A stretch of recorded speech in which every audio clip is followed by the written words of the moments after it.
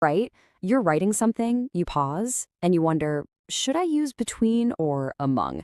It's such a tiny choice, but it can make your writing feel either super polished or just a little off. Well, today we are going to solve this grammar puzzle once and for all. So let's just dive right in. Picture this. A secret is shared with three friends. What's your gut feeling? Do you say it's shared between them or among them? This is exactly where people get tripped up. But I promise, the answer is way simpler than you might think. To get this right every single time, you just need to understand one core principle. Seriously, that's it. It's not about memorizing a bunch of weird rules. It's about asking yourself one simple question. Are we talking about distinct, individual things, or are we looking at them as a single group? And here it is, the fundamental split. Between is all about distinct, separate items. Think one-on-one relationships. A little fun fact for you. The word between actually comes from Old English for by two. Makes sense, right? Now, among is for when you're talking about things collectively, as part of a general, kind of undefined group. Let's look at our first example, the two candidates. See, these are two distinct people. The discussion is a specific back and forth connecting one person to the other.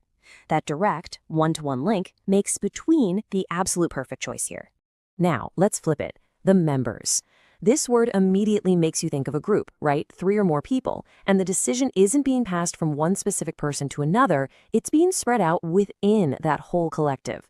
The focus is on the group, and that is exactly the job of among.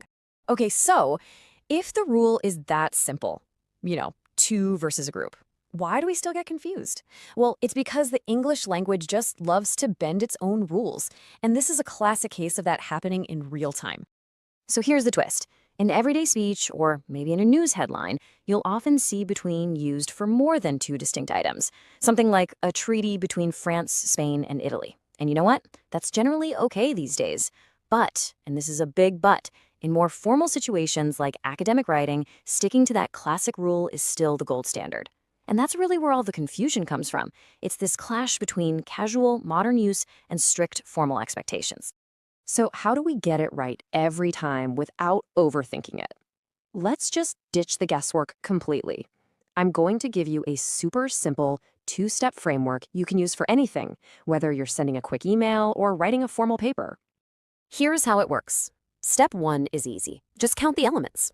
If it's 2, you are almost always going to use between. If it's more than 2, you're probably looking at among. But here's the crucial second step that solves everything. Think about the relationship. Are you talking about specific one-to-one connections between each item? If so, between might still be your word. Or are you